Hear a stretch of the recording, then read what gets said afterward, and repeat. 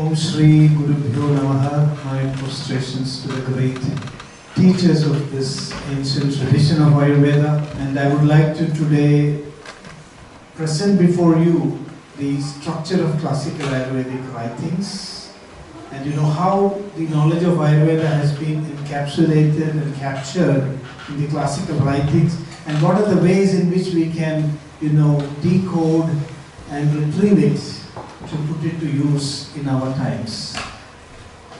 The first thing I want to say, we are talking about written texts, but Ayurveda is primarily a oral tradition.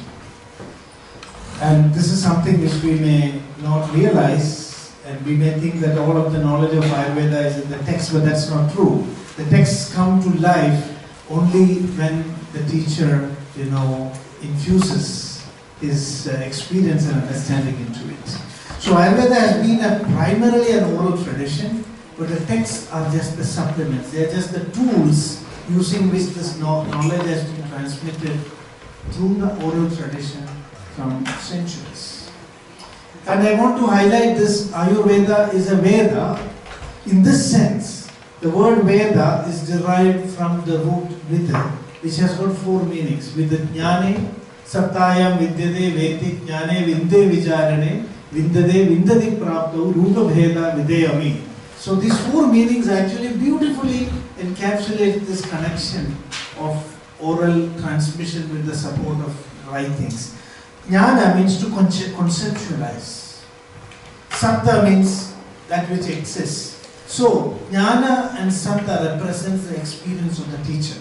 The teacher conceptualizes his experience and then transmits it to the student. So the second two words of the word Veda represents Vichara and Prapti. Vichara means the effort on the part of the student to assimilate and internalize the teachings that come from the teacher. And Prapti means what happens to the student at the end. He becomes also fulfilled in that experience. So the word Veda represents the cycle of knowledge, the transmission from the teacher to the student. And it's a transmission of experience, things that go beyond words. So this is the warning that I want to make, that when we read the texts, we cannot expect that everything is there in writings and that we just need to read it. The reading is actually to trigger a deeper experience, and that triggering can happen only if you have the teacher to enliven the text. So this is the meaning of Veda. So the texts come to life in the hands of a teacher. The texts were only companions, and they were not designed to be standalone books. They are not just books that you can carry with you in the train and then relax and read. I mean, they will not make any sense. This is one of the reasons why Ayurvedic texts are not so popular. You just cannot make a bestseller out of characters. So the initiation, so the teacher actually makes what is difficult easy. And that is why the teacher became so sacred. The teacher initiates, leads, because he has gone through this terrible experience before. And he can easily guide you. So this is said, Sukhena, Drutena, Nischayena. Three things happen when you read the text with the teacher. What is difficult becomes easy, Sukha. What is slow and laborious becomes fast, Druta. And what is uncertain becomes certain. You will definitely learn and grasp the knowledge without a teacher. It is not possible. So the classical Ayurvedic texts have a lot of nice names. Tantra, Shastra, Veda, Lakshanam, Vidya, Sutram, Shakha. It's so, when something has many words, it means it's very profound. That's why we have Sahasranama for the God. One name, how can one name capture the multifaceted, personality of Godhead? No, it's a shame. It's an abuse if we call God by just one name.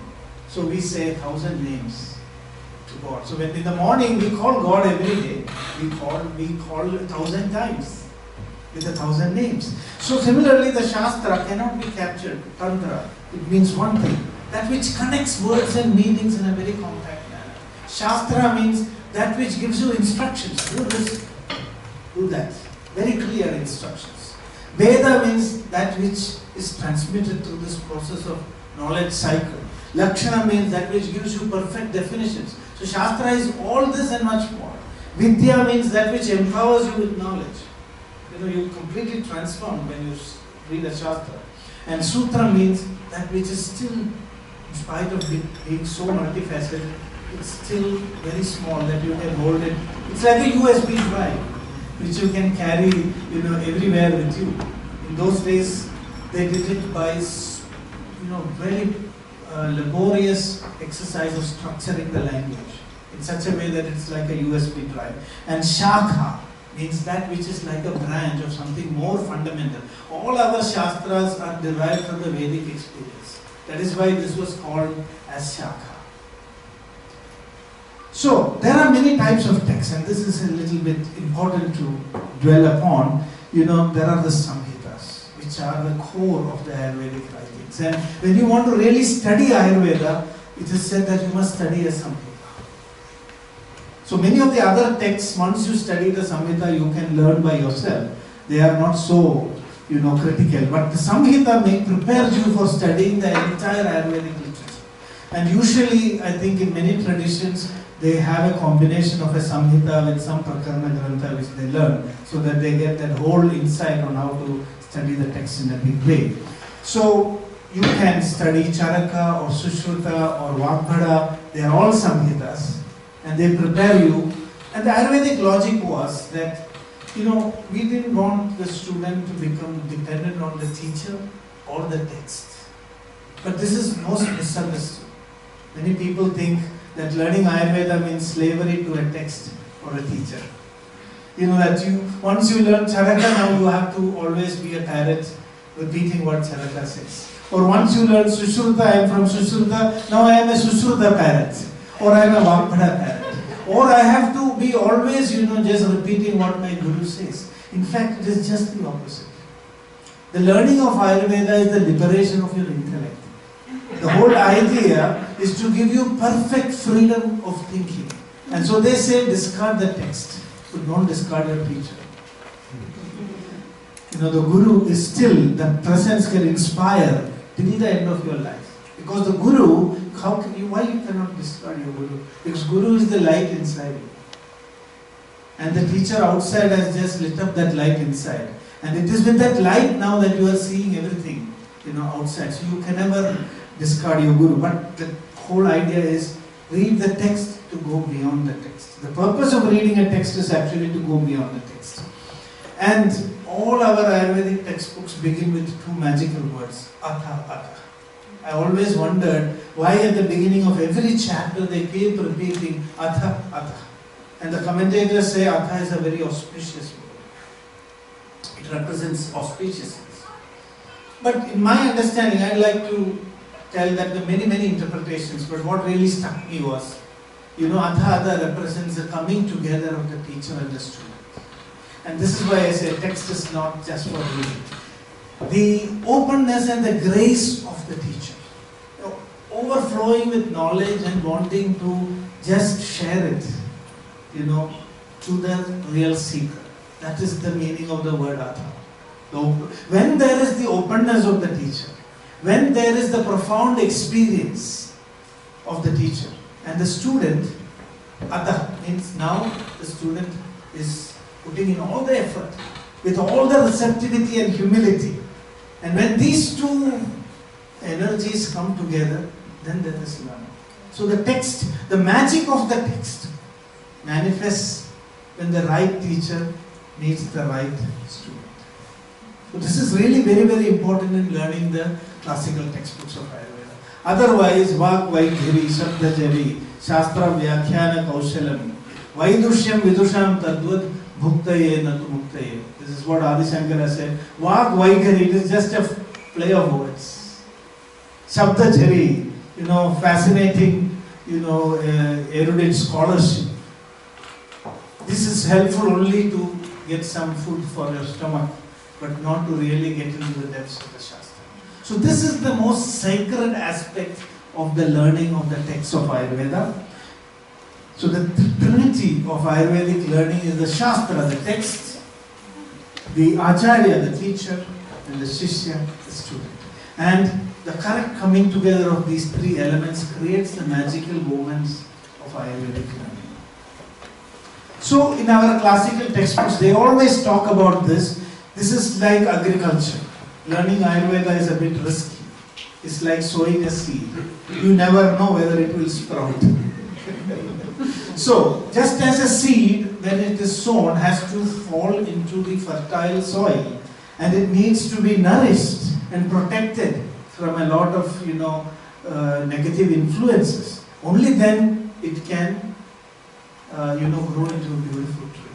And this is how the teacher nurtures the knowledge of Ayurveda in the student, like sowing a seed into the mind of the receptive student and nurturing it. The idea of the teacher as a facilitator, not as somebody who passes information, is so central to the learning of the classical texts. The learning happens most of the time in silence.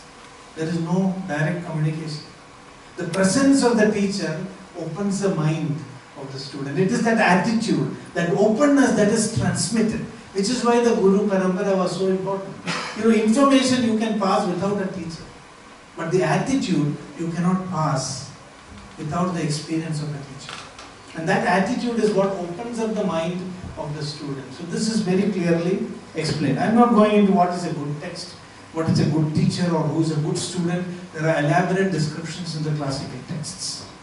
And the hard part is that they expected you to read each and every word, each and every letter, break it down into parts, and then, contemplate on it. And this is the hard part of learning Ayurveda, a little bit of Sanskrit, slokas and gadyas, which are sometimes very long, and you find it very difficult to even read them. Yes. So there is a very structured way of learning. There are many tools to unlock, because Ayurvedic information is like the encrypted information, what we call in computer language, encrypted. Means just the casual reader cannot make what it is. They need to be decoded. And that decoding is done with the help of many tools, and this is where the teacher plays a very significant role in uncoding. And this teaching was practical and theoretical at the same time. So I want to tell this thing also. Today people say we want practical knowledge. There is no knowledge it is not knowledge if it has no practical value. So this division of theory and practice is not there in Ayurveda, because they are like two sides of the same coin. Because acting with awareness is true knowledge. And if you say theory is no theory unless it brings some awareness in you. That is the theory which makes you aware and helps you to decide how to act. So this beautiful harmony of awareness and action, of being grounded. So we have not just theory and practice, but we have something else called tattva. Tattva is the deepest experience of reality, where you go beyond theory. Because theory is only a map. It is only an explanation of an idea in your mind. But the theory is also based on a direct experience of reality. So we call that as tattva. There is no translation for tattva. Thatness means the core of that experience. When I say dosha, I must have experienced the tattva of dosha. Means it becomes a direct experience for me. And then whatever theory I make about dosha is always less than my experience of dosha. I can never finish explaining dosha. So the Acharyas said your text should be neither too elaborate nor too brief, because they knew this danger that when you try to explain your experience, you can go on and on. So they created this three-tier structure. Speak about tattva to the level where it can help the other person to practice upon it. Not more, not less. So all theoretical discussions are focused on practical applications. And for this reason, the textbooks are designed for three levels of intelligence at the same time. One is the inferior intelligence. It's not really inferior. I mean, it's not correct to, degrade that level of intelligence. But please excuse me for some of the words that I'm using. It means maybe level 1, level 2, level 3. The level 1 intelligence is very practical. These are the people who can follow protocols to the letter. If you give them some guidelines, they can implement. So the text is designed for all these three levels of intelligence at the same time. Those who follow instructions and protocols, the mediocre intelligence which understand the theory behind the practice and applications, and the superior which explore the experience behind the theory and discover the knowledge. Now I want to say that these three are not referring to three types of people. These are three stages of our own evolution. So the Shastra is so compassionate that it doesn't wait for you to understand the Tattva. It says you can get started with practice. When you start the Shastra, you are at the level of Vyavahara. And as you proceed with the practice, you go from Vyavahara to Shastra. And then as you still advance further, you move from Shastra to the Tattva. So this is the journey of unfolding of the knowledge of Ayurveda, and how from a deep experience of your teacher, you also reach that stage. In our tradition, the feet, Mishraji talks about this as flexion exercise. Whenever we see our teachers, we fall at their feet. I have felt flexion exercise. I have felt that this is something, at one stage of my life, I thought, what does this mean?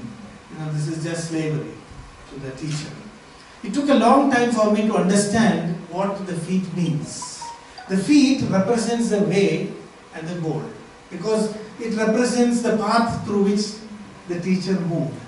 And the teacher's feet is stable, means he has reached the goal where he has to reach. So don't go and fall behind a moving feet. And don't touch the knees. Don't, because the guru will also fall and you will also fall.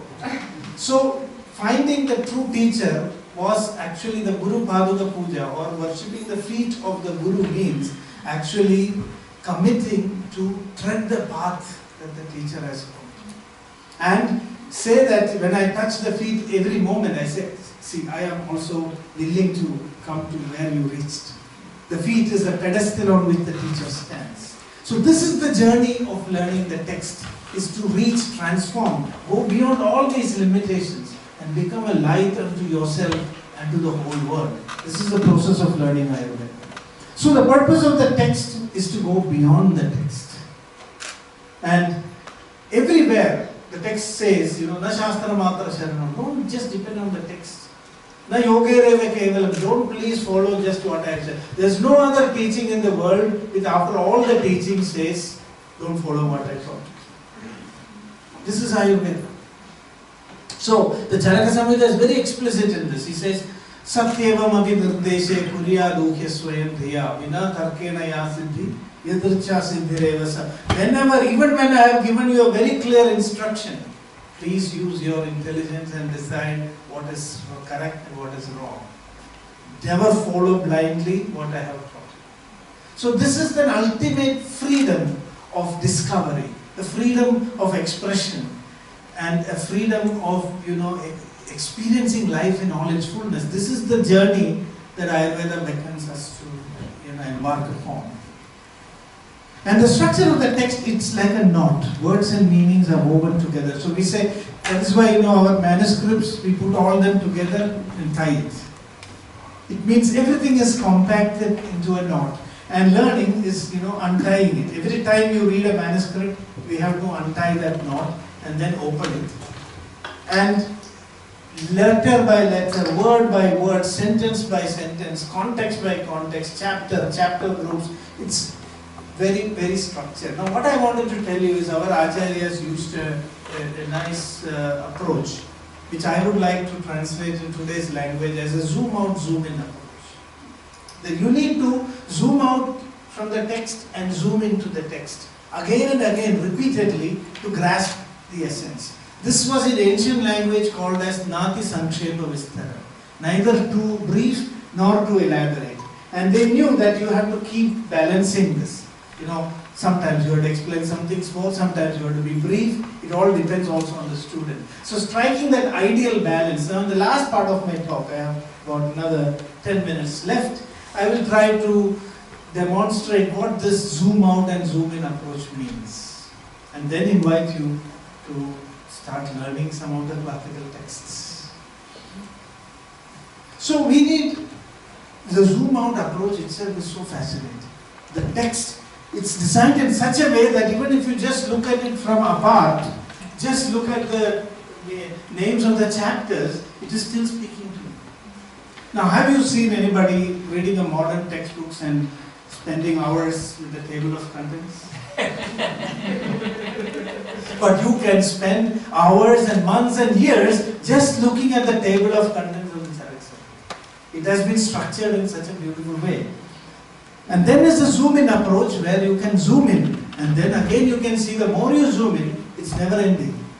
You know, you go into the atomic world, then the subatomic world, and then everything expands, it's still unending. And there was a story of Brahma, we taught a lesson by Lord Shiva to find the beginning and the end of the universe. And he was not able to do this. The more you zoom out, the more bigger it becomes. The more you zoom in, the more still there is space to go inside. So we reach that point of infinity. And this is one thing, because many people think Ayurvedic knowledge means giving a sense of finiteness. That this is all there is. This is all there is. No. Actually, when you study the text, that idea of infinity is brought into your mind. That the knowledge is so vast that no text, no guru can capture it. You are the only person, your experience is the only way you can capture this vast knowledge. So, the method, what is interesting is, there is one point called Akshep. You have to attack the teacher in the process of the study. That's what the teacher expects. Come on. It's like when you are teaching coloring, he throws a weapon to the student and says, now come on, fight with me. And always the student is at risk of dying, not the teacher. And the teacher's compassion saves the life of the student. So that is the challenge. In fact, in Ashtanga Hridayam, at the end of the whole Samhita, the Agnivesha is shown asking Atreya a question. Atreya is such a powerful Rishi, the real Rishi, not the so-called Rishis. And he's like a fire, they say. Huyamana ivagneya. Tapasas tejasa deepta. Huyamana ivagneya. They are like blazing fire sitting, and Agnivesha's name is also interesting. Agnivesha means he can enter this fire of that tapas of his own teacher. And he enters. And he asks a very bold question. Oh dear teacher, Ityatraya dagamaya artha sutram tat suktinam peshalanam atrapta. I am not satisfied with what you call. Vedadinam sammado bhakti namra paprachedanim samshayano Agnivesha. Agnivesha is asking a very radical question. It's a very sweeping question. No teacher in modern times would have tolerated such a question. But Atreya tolerated it. Agnivesha tells Atreya, Chikits, Drishende Bhagavan Kejid Atmavanto Viroginas. I am seeing a lot of people following what you just taught me, and they are all sick. And there are so many others who haven't even heard about your teaching, and they are so happy. So how can I believe that Ayurveda is working? This is such a radical, fundamental question. And that freedom is there when you study in the tradition. This is called Akshepa. Akshepoda Samadhanam. The student at every step of learning the text asks all possible questions. And that is very much encouraged. And then comes the Nisamshaya. That is, when I learn and come out of it, it's like being purified by fire. Now I know the in and out of the Shastra. But this tradition is lost for many centuries. This idea of, questioning is not attacking. This is very important to know. That it comes from the heart. It's not coming from the ego. So even how to ask a question is described in the Ayurvedic texts. Apradushtena bhavena, vishuddhena andaratmana, sishyena samyak prashtasya gurur buddhi pragasate. Apradushtena bhavena, no malice inside. Only the deep desire to know what is the truth. Out of pain, the student is asking the teacher, oh, this is a big doubt for me. And then the prasada of the Guru. The Guru is also becoming compassionate. So it's not a confrontation. Many people expect that today morning we will have a confrontation in the Hani business. So confrontation is not the method of Shastra, but deep query, the desire to know the truth. Now I want to conclude with a few, explanations of zoom out, zoom in view. The Ashtanga Hridaya I am using as an example. It has these various sections: Sutra Sthanam, Sharira Sthanam, Nidana Sthanam, Chikitsa Sthanam, Kalpa Sthanam, and Uttara Sthanam. Today we have divided all this into anatomy, physiology, pharmacology, and the whole of Ayurveda. They had a reason why they classified the subjects into these sections. And I believe that if we study it in this logic, the essence of Ayurveda we can understand much better than if we divide into anatomy, physiology, pharmacology, basic principles. I don't have time to go into all these sections, but I want to show Sutra Sthanam, for example. Sutra Sthanam is like the seed of the whole text. In Ayurveda, we don't divide subjects into anatomy and physiology. Everything together is one seed. Just like in a seed, everything is there together. Ayurveda felt that you cannot separate anatomy from physiology. You cannot separate pharmacology from diagnostics. You cannot separate therapeutics from biochemistry. Everything together. That is Sutra Sthana. Sutra means thread. The thread which connects diverse elements together. So when the student studies the Sutra Sthana, the teacher is putting the seed of Ayurveda whole together. Everything together. Everything is there inside. And that's why there was a saying, if you study Sutra Sthana, you become a Vaidya. Because the remaining thing what you have to do is to just make the tree grow. The rest of the sections are designed to actually expand the seed into a full awareness. And that's why that structuring is very important. When we break it into, like when you go to Sutra Sthana is already the blueprint of a prescription. And everything that the physician is going to write as a prescription is structured so beautifully in the Sutra Sthana. Begins with counseling, lifestyle, diet, internal medicine, external therapies, surgery, alkyl and thermocoupling. This is the structure of Sutra Sthana. Which means if you can treat something with counseling, then don't give lifestyle. Because the ultimate treatment is the placebo. You are the placebo. I was reading this book. If you can be convinced that you are well, then there is no other medicine needed. This is, there was a conference which I attended, 3 minutes, in the US, and there was this scientist who was talking about why the placebo should be reconsidered, not as a control in trials, but as an ethical alternative to medicine. Because he said that the placebo is based on his own review of literature. The placebo is the one medicine, so-called, which has been studied most. There's no other drug in the world which has been studied so much. The majority of the times, this has proved better than the actual drug. Many studies have to be quit because placebo was better than the other group. Yes. So this is the point which is also, so these are just table of content, but they connect ideas together. And even if you just look at the table of content, no point in changing diet if you don't change the lifestyle of the person. This is the principle.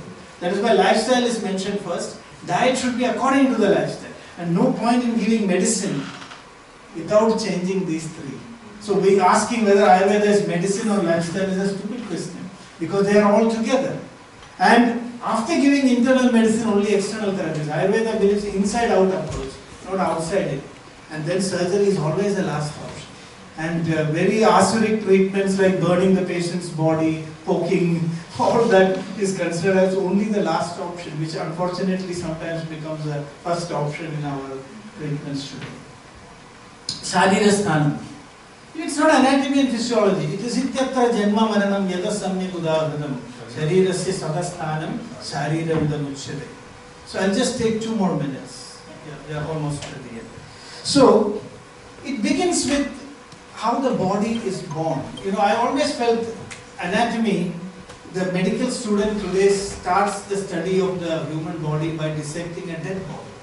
He sees death and starts. Ayurveda says you must see life and begin the study of Ayurveda. And then your whole psychology changes. When you see the miracle of life, That's how Ayurveda introduces you to the study of Sharira.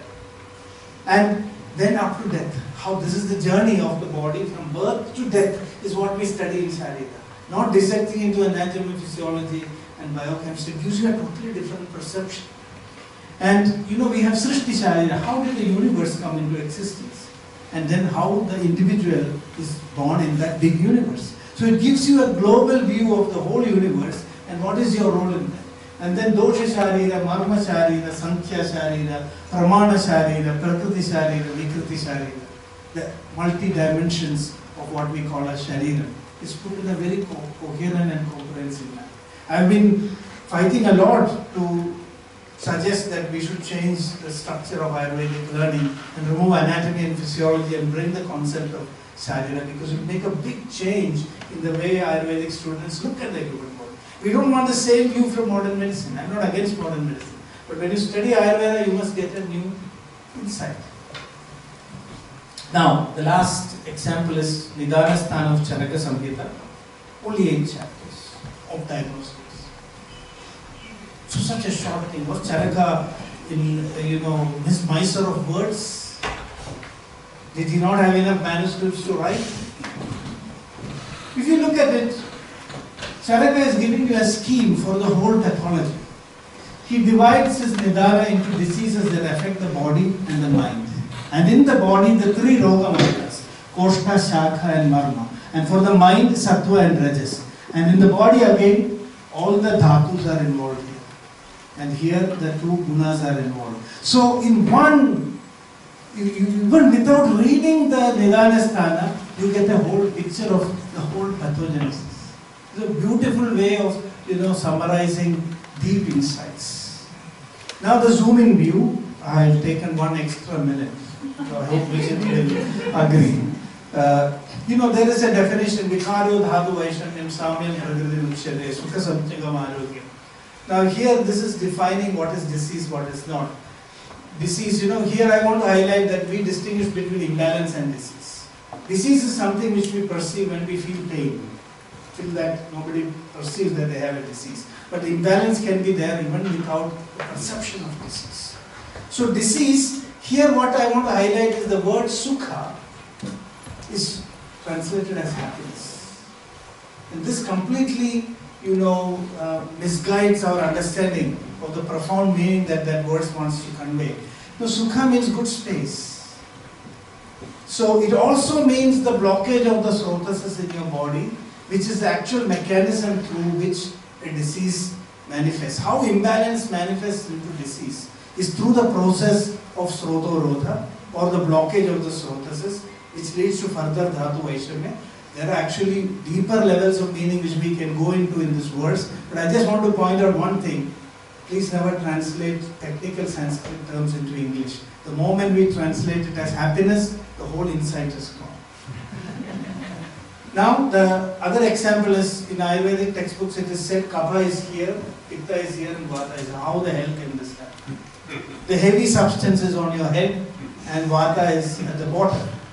I mean, no, we have a lot of experience with Vata in our bottom.